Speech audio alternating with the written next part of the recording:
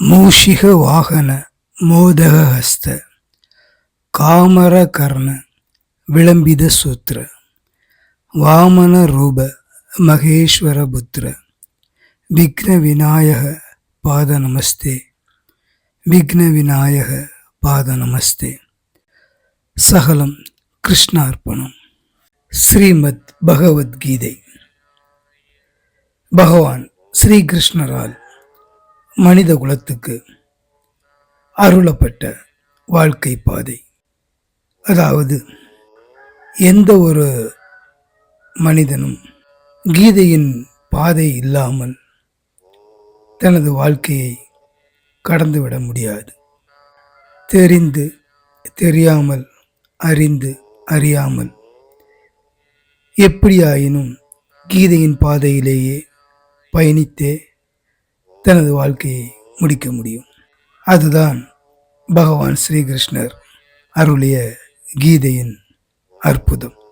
தெரியாமல் பல இன்னல்களை அனுபவித்து வாழ்ந்து மடிவதை விட கீதையை தெரிந்து கொண்டு வாழ்க்கையை சுலபமாக வாழ்வதற்கு வகை செய்யும் அற்புத வடிவம்தான் பகவான் ஸ்ரீகிருஷ்ணரால் அருளப்பட்ட பகவத்கீதை.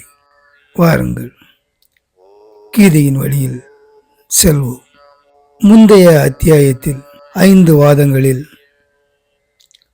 அதாவது அர்ஜுனனுக்கு பகவான் ஸ்ரீகிருஷ்ணர் அருளிய அந்த 5 உபதேசங்களில் வேதாந்த உபதேசத்தை பார்த்தோம்.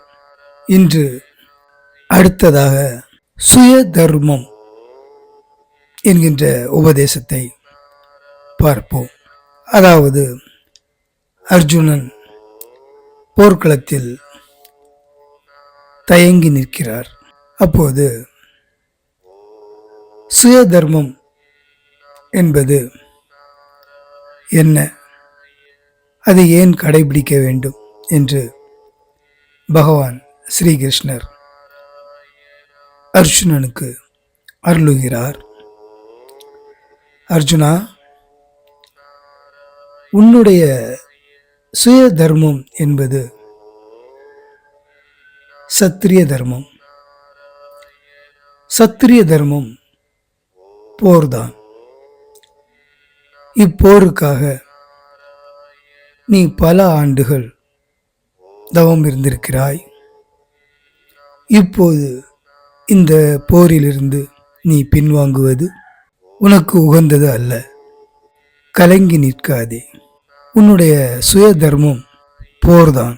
உன்னுடைய சுபாவமும் சுய தர்மமும் வேறு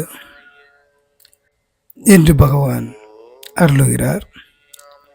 இந்த இடத்தில் சுய தர்மம் என்பது சுயமாக யோசியுங்கள், உங்களுடைய சுயத்தை இழந்து விடாதீர்கள் என்றெல்லாம் பெரியவர்கள் கூற கேள்விப்பட்டிருப்போம்.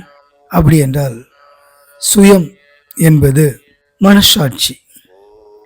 அதாவது ஒவ்வொருவருமே இந்த சுய தர்மத்தின் படிதான் வாழ்ந்து மடிய முடியும்.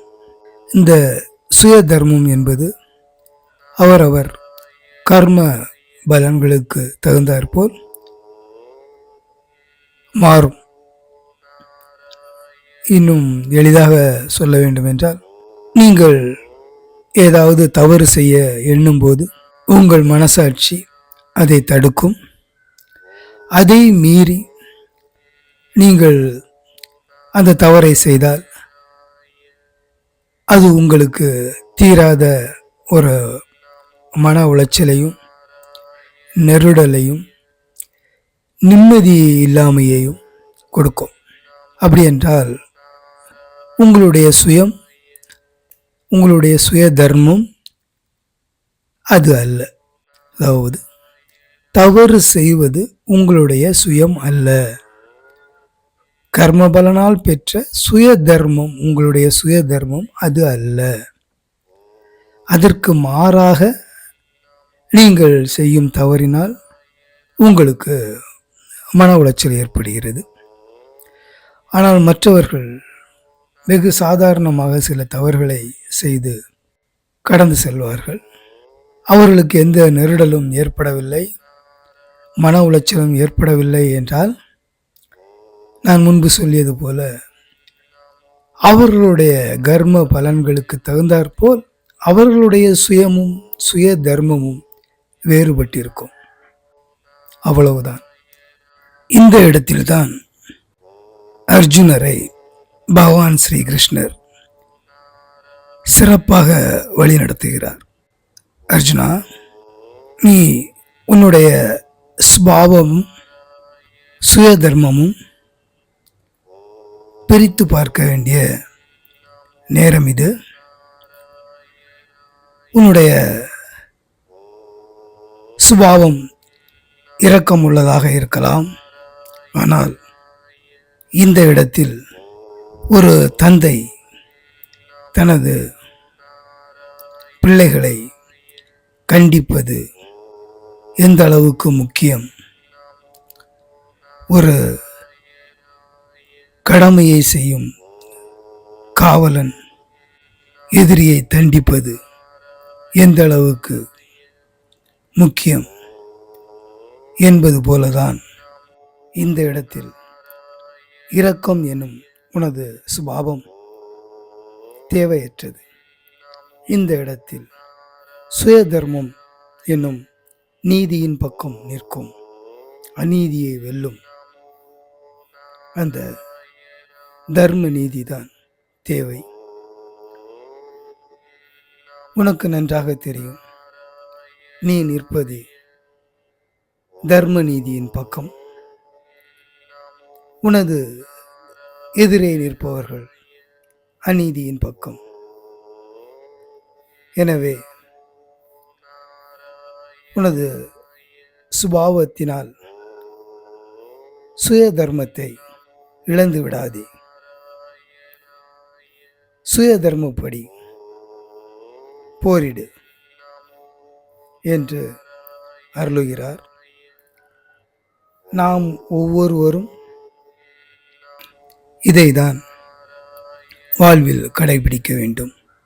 நமது சுபாவத்திற்கு சுய தர்மத்தை விட்டு கொடுத்து வாழ்வது உங்களுக்கு